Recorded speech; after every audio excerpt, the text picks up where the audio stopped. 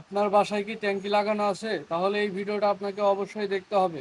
আপনার বাড়িতে যদি ট্যাঙ্কি লাগানো থাকে, সেক্ষেত্রে আপনাকে প্রত্যেক 6 মাস পর পর আপনাকে ট্যাঙ্কি পরিষ্কার করতে হবে।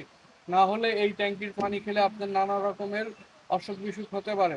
তো এটা হচ্ছে প্রথম গেল। আর একটা হচ্ছে আপনার ট্যাঙ্কি যেখানেই রাখছেন, আপনাকে প্রত্যেক 6 মাস পর পর অবশ্যই চেক আপ দিতে হবে যে আপনার ট্যাঙ্কির আশেপাশে কোনো অগাছালয় যে এরকম গাছ হয়েছে কিনা।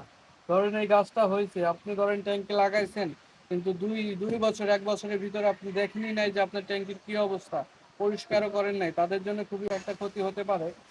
তো সেই ক্ষতিটা হচ্ছে, এই যেমন এই গাছটা হয়েছে, এই গাছটা যখন বড় হবে তখন এই গাছের যে শেকড়, এটা ট্যাঙ্কির ভিতরে ঢুকে গেলে আপনার ট্যাঙ্কি ছিদ্র হয়ে যাবে।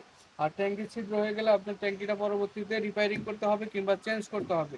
তো অবশ্যই এরকম গাছপালা থাকলে আপনারা এইভাবে শিকড়টা ধরে এরকম একদম ভিতর থেকে নিয়ে আসবেন, ভিতর থেকে এরকম মোটা সহ বের করে নিয়ে আসবেন, তাহলে আর কোনো সমস্যা হবে না।